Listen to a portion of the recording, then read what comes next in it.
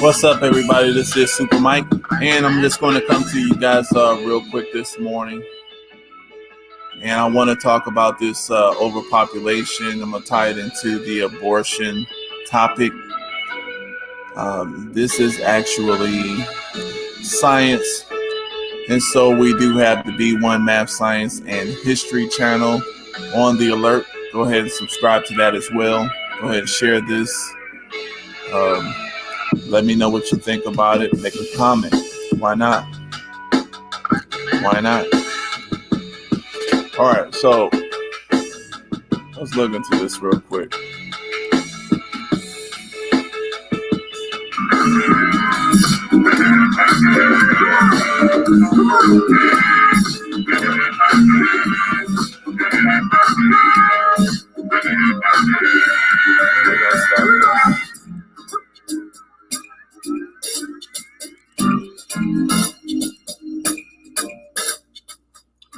Y'all.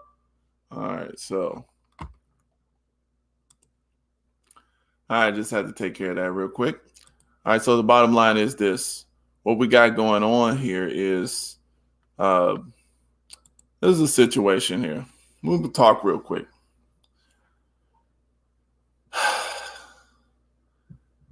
You know, this is really hard for a lot of people to believe that there is actually a global so-called elite group of folks who have so much money.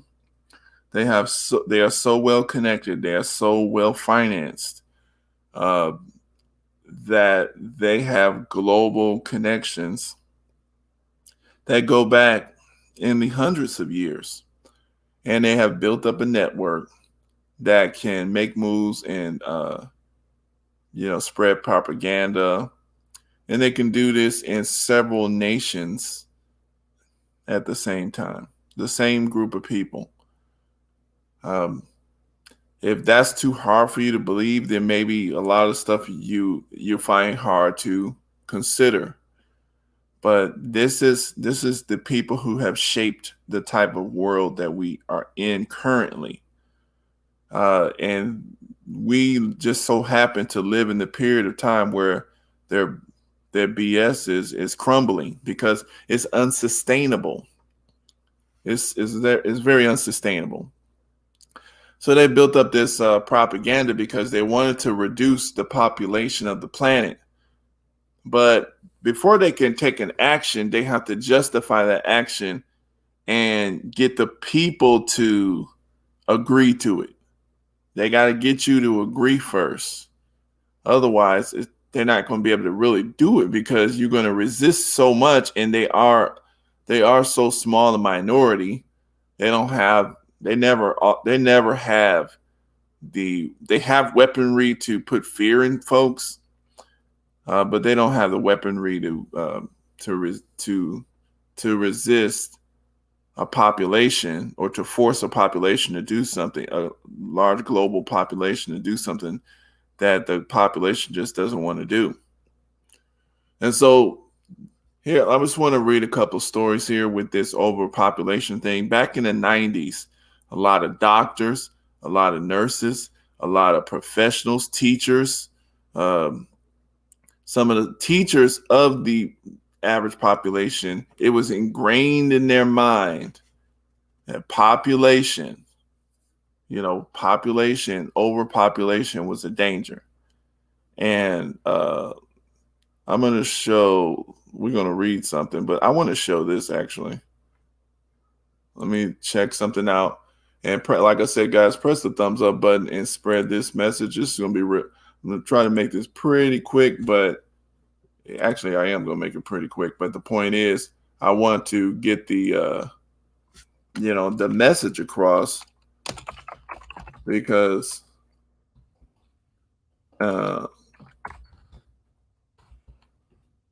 let's see, Francis Cress Welsing and William Shockley had a debate back in the 70s. Francis, we'd like to get to as many as possible. If you could. So we need to understand this debate, because this debate brought to the surface the agenda, and these are people, this is nothing that we can just throw something at and pretend that this is not true. These people have money. They have money to make sure that their agenda actually gets done. And then they can shape propaganda to justify their, their agenda. That's what they do. They're masters at marketing. They love to market things, and they're masters at it. So let's look at this here. All right. So what we're going to do is this. I want y'all to see this. I can't show the whole thing, but many whites do not agree with her theory of genetics. Now let's find out what the controversy is about. Dr. Shockley, please give us the benefit basically of what your theory is. My principal point, Mr. Brown, is not so much a theory of black-white differences, but is summed up in one word, which is the theme of my appearance on your program and my efforts, and the word is dysgenics. And dysgenics means effectively downbreeding, retrogressive evolution. And I fear that this is worst for the black community, and I particularly welcome an opportunity to appear on Black Journal just for these reasons. And let me say also that when I first met Dr. Welsing, it was not black students who were disrupting, but white students. And Dr. Welsing made a very sincere and I thought extremely effective effort, a well-planned effort. It was not effective with these white students at Staten Island Community College, so I would have a chance to speak. In fact, I think they prevented her from saying what she wanted to say when she was trying to gain me a platform. So my main theme is that we have problems that we should face and we should look at connected with this. So now Francis Cress Welsing wanted us to hear what William Shockley was teaching, because this man here, he was teaching at Stanford University in California, Palo Alto, California. He's teaching the teachers. He's teaching the Silicon right around the corner from YouTube. These are the same, his students were some of these people that now run YouTube, run Facebook, or their parents either. This is their teacher. They look at him as an esteemed professor. Okay, I'm just trying to get y'all to understand who you're looking at here and what this man is talking about. This is in 74 when I was born. He's talking about dysgenics. He's talking about people who he says who are dumb. Basically, he's saying is the dumbest people have the most kids. Okay, which we could probably agree with, because of course they made us agree with it, because they gave us the definition of dumb and smart. Okay, I'm just getting y'all to understand. He's teaching the teachers, and the teachers and the professionals are teaching and putting out the propaganda. They believe this stuff because they grew up in it. We believe it because we grew up in it. Okay. And Francis Cress Welsing wanted us to see this man is talking to well-financed families. Eugenics, and I welcome any opportunity I have to bring this out so that people can look at it and worry about it. Dr. Shockley, you are accused of having a theory that is a white racist theory. How do you respond to that? Well, I respond to that by saying that I've considered whether or not I am a racist. Racist is an epithet that used to damage my self-esteem, but it doesn't anymore. I feel it's untrue. If you look in the dictionary as to what racist means, it means emotional feelings, irrational feelings associated with fear and hate. If I really had those, I don't think I would be here this evening. I feel that what I'm engaged in is a demand for diagnosis. And I'd like to say some more about this chart, which we'll come to probably later, which shows the disproportionate rates of reproduction for the least effective elements of the Black community. I'd like to say more about that than we should in just this brief introduction. But I think there is another word that better describes what I'm involved in, and that word is raceology, which means a scientific analysis of racial differences. And I have a faith that reason is a good thing, and I feel, as you do about the First Amendment, but maybe with a slightly different emphasis. I think the really important thing about the First Amendment is it is a way of guaranteeing a high likelihood that truth will emerge as a result of conflicting ideas being expressed. And I have a thesis and a basic belief that truth is a good thing and will be of benefit to man. Thank you. Dr. Frances Welsing, give us the benefit of your theory, please. Well, my theory was, I wrote the paper in 1969. I wrote a paper called The Crest Theory of Color Confrontation and Racism. And the sole reason behind writing that paper was an attempt to understand the behavior of white people in relationship to all people of color, every place in the world, Black, brown, red, and yellow people. And the paper was presented to the Americans at the National Medical Association, the section on psychiatry in neurology, because back in 1969, the Black Caucus in the American Psychiatric Association, we had said that racism, and when we talk about racism, we're talking about the white supremacy behavior of white people, that racism was the #1 mental health problem in the nation, and it was the #1 cause of other mental health problems. And I wanted to understand what this thing of racism really is all about, because it's the thing that has caused woe and misery and suffering for the vast majority of the people on this planet that are classified as non-white. And in my attempt to understand why the necessity of white people to keep saying that white is superior and that the condition of non-white is inferior, and the more I thought about it, in conjunction with an idea that a friend of mine had, that racism was a worldwide behavioral system for the maintenance of white supremacy by a small minority of people. I put those ideas together with what we know about genetics, what we know about the condition of skin whiteness itself. The condition of skin whiteness is the genetic inability to produce skin pigment called melanin. This is a genetic recessive trait. It is a genetic deficiency state, not as defined by Frances Welsing, but defined by geneticists and dermatologists, that the inability to produce the skin pigment of melanin or melanin pigment is described as albinism. And I think that white people, even though most white people are not consciously understanding their problem in genetics, they are certainly aware that they are genetically dominated by people of color. That's why it was a state. All right, so and this is a lively debate, and you should check it out. I will put this here in the chat for you guys. I'm gonna go ahead and share it.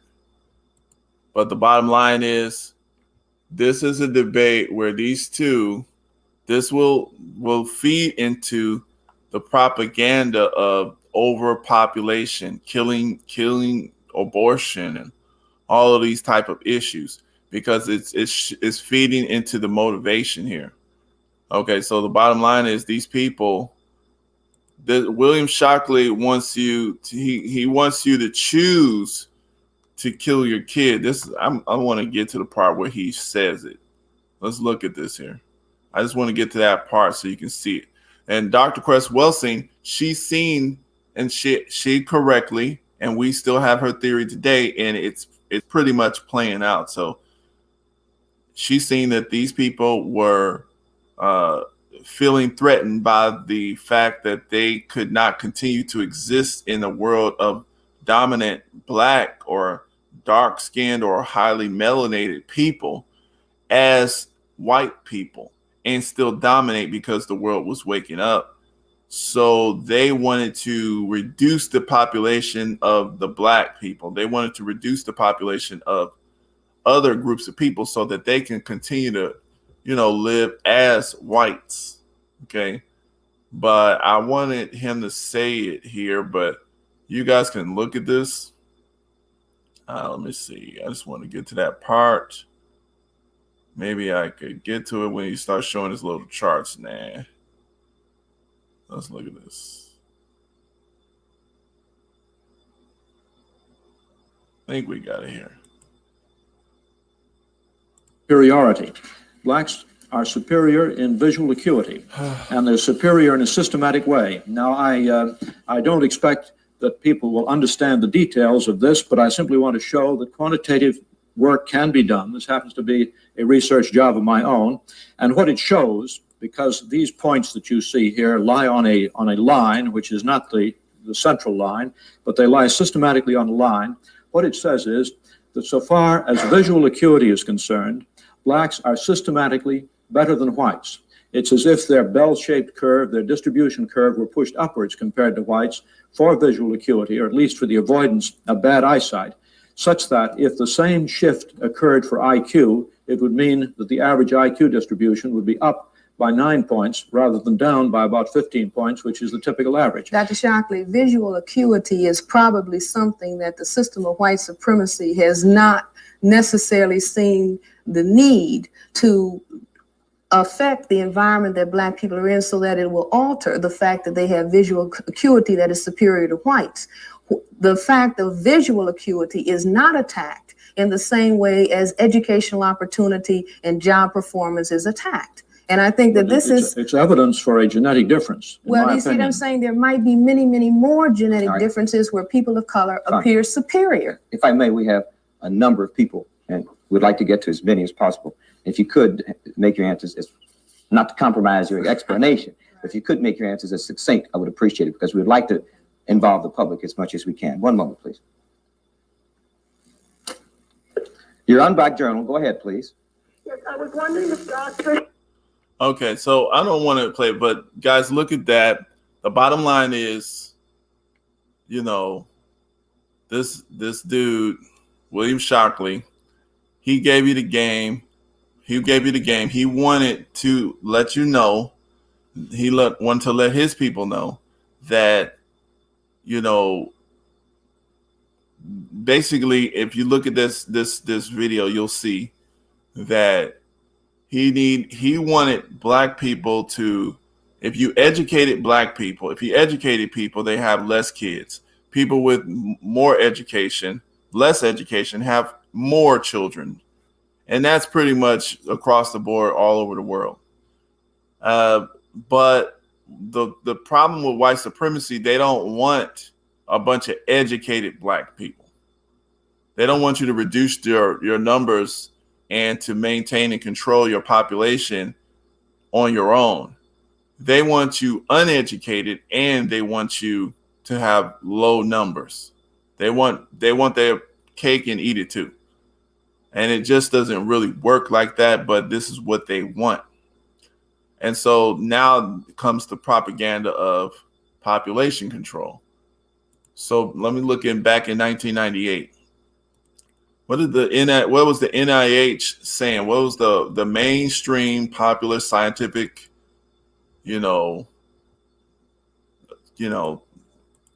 talk about population control? So at that time, it says, this is the NIH, this is in 1998, February 1998, biochemical pharmacology. The growth of human population has been underway for thousands of years and was never a problem until recently. This is 98. It is now expanding exponentially, and today global population stands at 6 billion. Today it's at 7 billion. With 97 million being added each year. Currently, overpopulation has led to serious social and environmental problems, such as poverty, overcrowded slums. Okay, now slums are where we're supposed to live, okay? And crime and terrorism. See, these are all the buzzwords for non-black people, overcrowded slums, poverty, crime, terrorism, pollution of air and water, and depletion of the protective ozone layer. Warnings were sounded, but few listened. The enthusiasm once generated for solving the problem of too many people was short-lived. Okay, so the bottom line is they want to keep saying, they want to blame, all the world's problems on. They want to blame all the world's problems on people who, are not white. They just want to blame everything on you, basically. That's basically the bottom line with it. This is how they're going to roll it. Hold on a second. Yeah, the bottom line is this is how they roll. These folks, they just want to... hold on a second. All right. No, but the bottom line is, in 1998, they were telling people, this is from the National Institute of Health, they were saying that we need to reduce our population. They blame the ozone layer on overpopulation. They blame terrorism on overpopulation. They blame crime, slums, overcrowded slums, okay? These are the problems that they blame on overpopulation. What's the solution? Kill your kids, right? So how do they plan on dealing with that? Okay, so let's look now. This is August 30th, 2021. The pandemic caused by a baby. Excuse me. Hold on a second here. I gotta keep switching over because sometimes I don't switch over right. All right. So the pandemic caused by a baby bust, not a boom. Birth rates in many high-income countries declined in the months following the first wave, possibly because of economic uncertainty. So the pandemic, nobody had children. People killed all the kids. Okay. When the COVID pandemic led to widespread economic shutdowns and stay-at-home orders in the spring of 2020, many media outlets and pundits speculated that this might lead to a baby boom. But it appears the opposite has happened. Birth rates declined in many high-income countries amid the crisis, a new study shows. Arnstein Asave, a professor of social and political sciences at Bocconi University in Italy, and his colleagues looked at birth rates in 22 high-income countries, including the U.S., from 2016 through the beginning of 2021. They found that 7 of these countries had statistically significant declines in birth rates in the final months of 2020 and first months of 2021 compared with the same period in the previous years. Hungary, Italy, Spain, and Portugal, these are all white nations, had some of the largest drops. Reductions of 8.5, 9.1, 8.4, and 6.6% respectively. The U.S. saw a decline of 3.8%, but this was not statistically significant. Perhaps because the pandemic's effects were more spread out in the country because the study only had U.S. data, because the study only had U.S. data through December 2020, Asave says. The findings were published on Monday in the Proceedings of the National Academy of Sciences.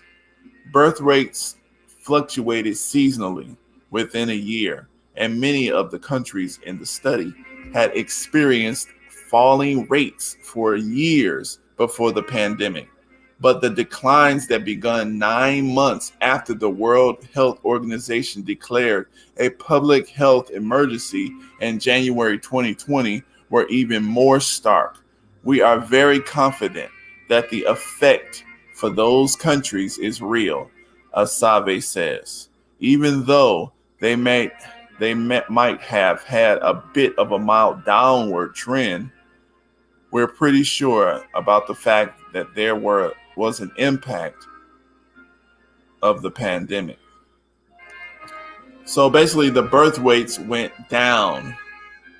Okay, so this is how they're looking at. This is how they're interpreting it. Austria, this is the end of 2020, or excuse me, the middle of 2020, 2021. Birth rate went down.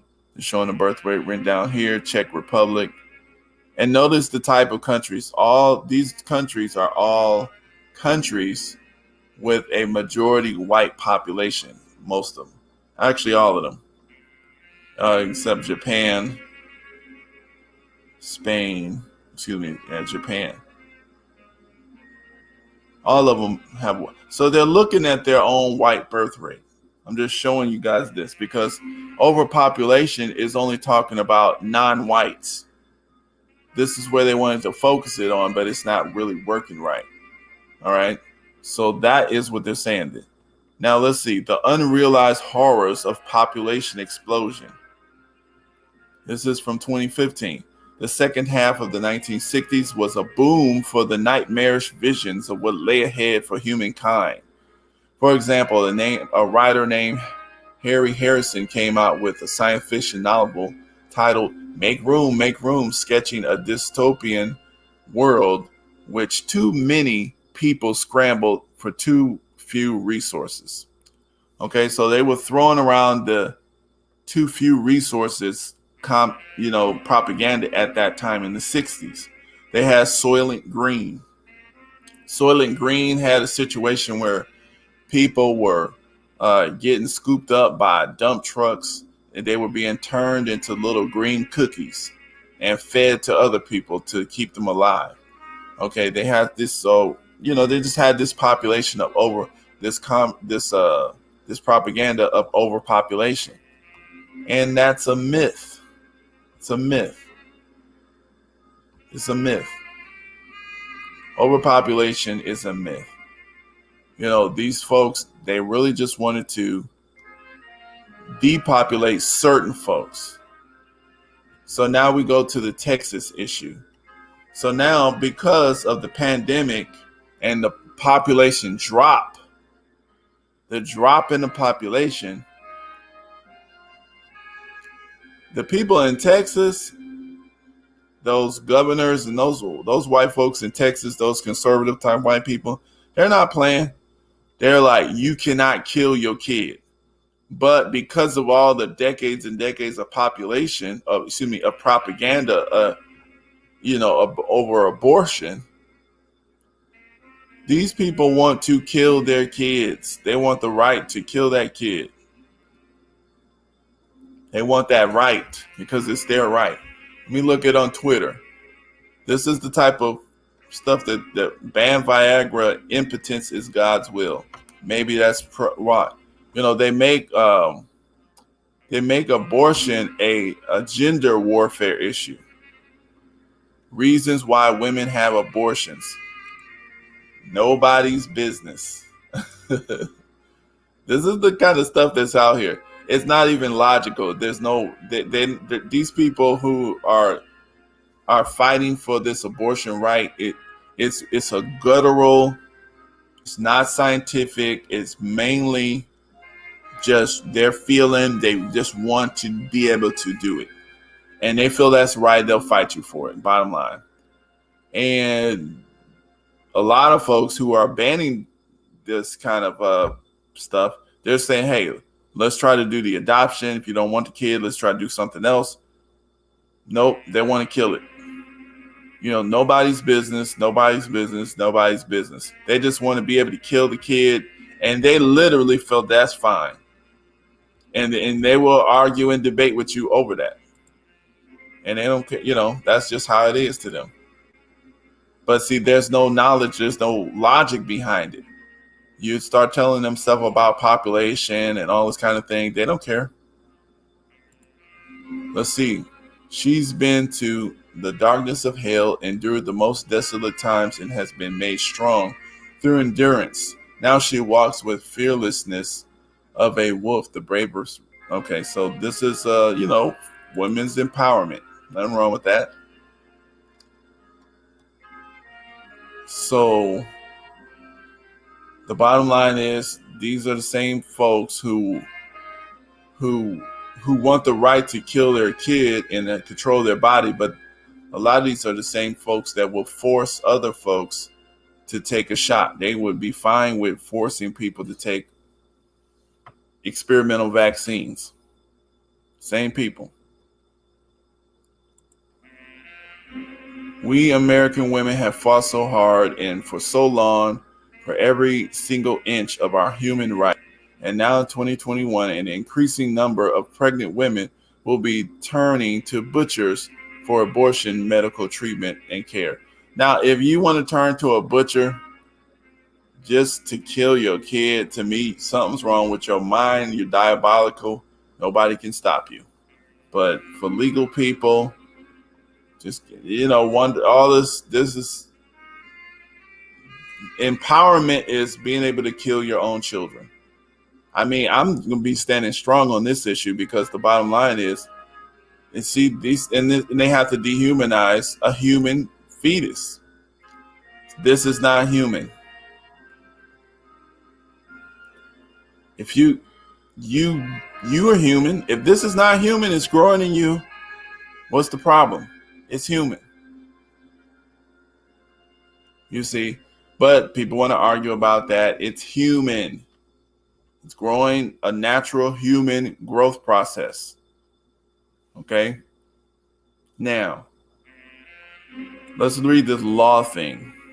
The signing of the bill opens up new frontiers in the battle of abortion restrictions, first of its kind. Basically, it's a heartbeat law.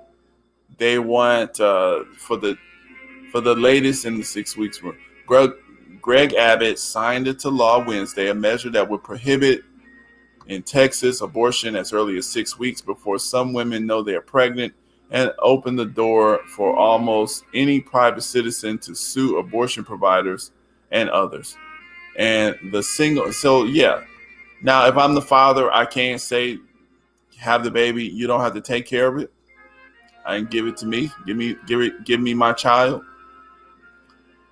Because the women, God blessed the women with the machinery to hold and carry the baby. They want to use that to declare rights over humanity. And I understand it because they do have rights over humanity because they are women. But, at the same time, you have the right to choose who you sleep with. Now, if someone rapes you, that's a whole different story. Death penalty. Okay. But, if you're talking about, is there another way that we can what about better birth control, better choices? What about better education? Is killing the kid the fight that you need to have? Why don't we make more people less? Why don't we want people to choose to have a lower amount of abortions? Abortion is not birth control. So the bottom line is it's a drawn out battle, and it's really the white supremacist fault because these people have propagated in the world for years that they're supposed to that the world is being overpopulated, which is not true. And this is what we're dealing with now. This is the results of a lot of that kind of racist propaganda, but it just misfired on everybody.